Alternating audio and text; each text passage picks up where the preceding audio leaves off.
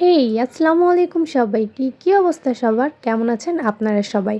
চলেন আজকে আপনাদের মাঝে শেয়ার করি একটা নকশি কাঁথার আত্মকাহিনী।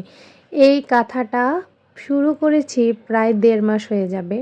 প্রথমত আমি একটা ছোট্ট কাঁথা সেলাই করেছিলাম, আর ওই কাঁথাটা এত সুন্দর হয়েছিল, তারপর আমার মনে হলো আরেকটা বড় কাঁথা সেলাই করি নিচের জন্য। কিন্তু বিশ্বাস করেন, কাঁথাটা সেলাই করতে এত এত এত টাইম লেগে যাবে আমি আসলে কল্পনাও করতে পারিনি।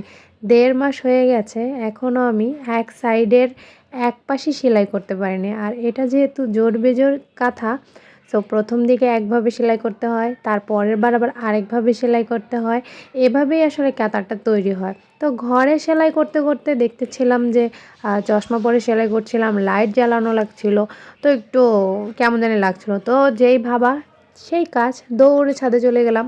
যেয়ে দেখি ছাদের দুর্ভিক্ষ অবস্থা, কারণ ছাদে যেহেতু পাখিগুলোকে রাখি, ওদের খাবার ওরা পটি করে, সব কিছু মিলে ছাদটা একটু নোংরাই ছিল। তারপর ঝাড়ু টাড়ু দিয়ে পাটি বিছিয়ে আমি বসে পড়লাম, পাখিগুলোর কিচিরমিচির ডাক শুনবো আর কাঁথাটা সেলাই করব। তো আপনাদেরকে বলে রাখি, এই কাঁথাটা শেষ হওয়ার পর আমি কিন্তু আরও একটা কাঁথা সেলাই করব, কারণ এই কাঁথাটা আমার আসলে অনেক বেশি ভালো লেগেছে। তো এটা হচ্ছে হলুদ। এখন এইটা কবে শেষ হবে আমি আসলে শিওর জানি না, তবে আরও একটা কাঁথা সেলাই করার আগ্রহ নিয়ে বসে আছি।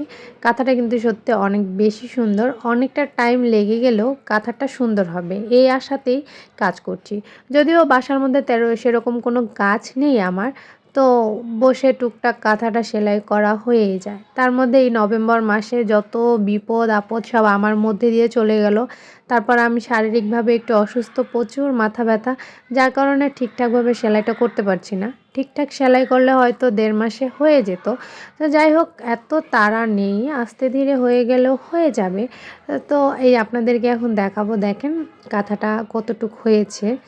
এই হচ্ছে সুতা। সুতা পুরোটা হবে কিনা আমার জানা নেই, আরও হয়তো কিনতে হবে। প্রচুর সুতা লাগে ভাই, প্রচুর সুতা লাগে। তো প্রথমের কাজটা দেখেন, লম্বা লম্বা সেলাই। আর এই যে ফাঁকা জায়গা দেখছেন, এখানে হচ্ছে কলম দিয়ে মার্জিন করে নিয়েছি বাংলা খাতার মতো।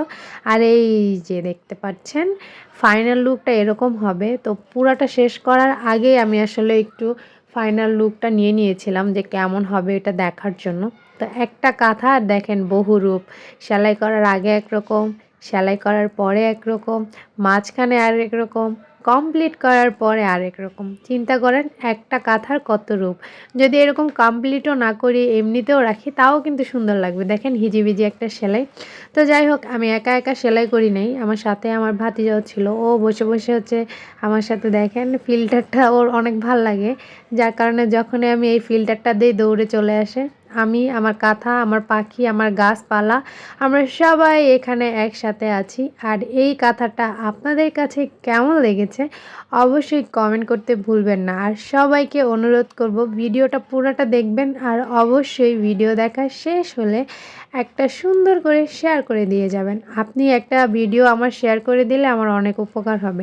আর অবশ্যই কিন্তু পুরো ভিডিও দেখেই তারপর কমেন্ট করবেন। আল্লাহ হাফেজ।